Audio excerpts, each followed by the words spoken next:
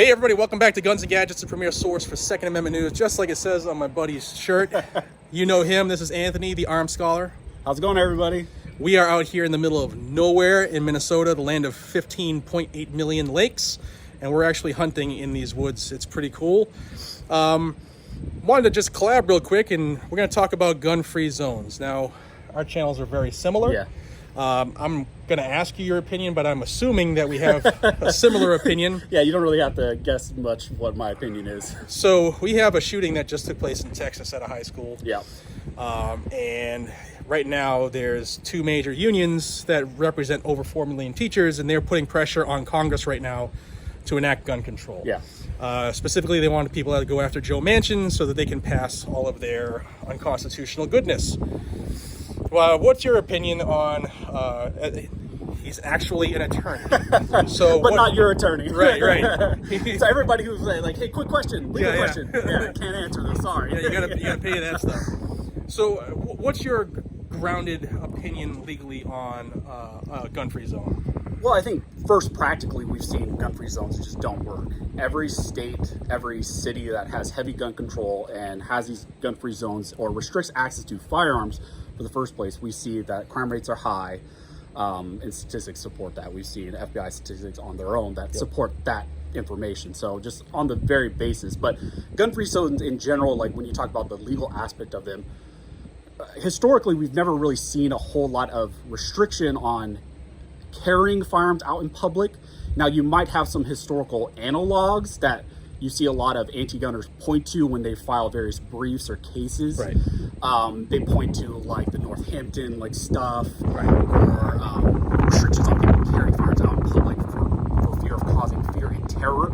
But really, those are very limited cases, and none of those historical analogs actually restricted someone from carrying out in public. It wasn't an outright ban. There might have been some things that you had to have, I think there was some trusts and bonds you would have to have, but it was never like an outright ban. What we do see is now we have cities, states, local agencies have outright bans, and as an effect of that, you start seeing all these things pop up, shootings, and it restricts the law-abiding individual who is actually going to follow these laws from being able to respond. 100%.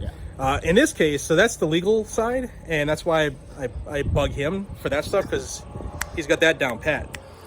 Someone's going to comment like, oh, that was all wrong. I'm a street guy.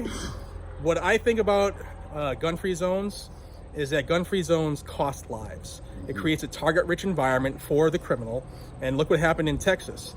You had a kid who was potentially, everything still has to be proven, but allegedly illegally possessing a firearm, so it would make him a criminal. Criminals don't follow laws, so they'll never follow a gun-free zone law. And that criminal was able to affect people's lives with a firearm, and law-abiding folks could not respond to lethal force with lethal force, which therefore created more victims. Yeah.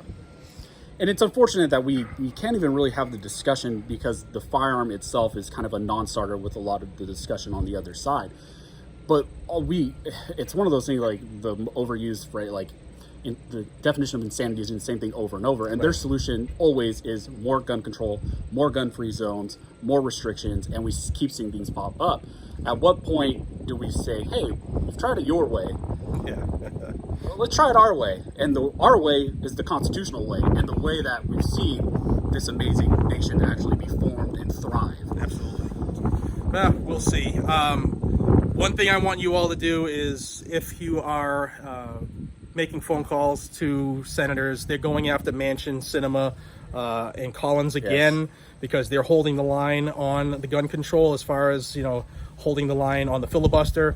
That's what they're going after next, is the filibuster. So I know a lot of people get bent when I say make the phone calls. Yeah. Make the phone calls. I talk to people on the Hill. Sure, you hear from people. We work with people all the time. And it absolutely makes a difference. Makes a huge difference. People ask all the time, what can we do to join the fight? How can we support? People ask, how can we support us? How can we support the cause? That is one of the biggest ways you guys can do it. I know some people comment and make fun of us for saying that stuff, but it really does make an impact, and it is an easy thing you guys can do. Absolutely. All right, we're going to go back and hunt. I'm holding this out. My hand is starting to shake. Hopefully the wind wasn't too bad. Till we see each other again, be safe, stay vigilant, carry a weapon. Check out my boy Anthony's channel will be down below, Arm Scholar. If you're not a subscriber and you subscribe to this channel, I don't know what you're doing. Check him out, it'll be down below. I'll also have the switchboard number so you can get a hold of those senators, start lighting up their lines, let them know, hold that line on the filibuster. It's there for a reason. All right, y'all, be safe, take care.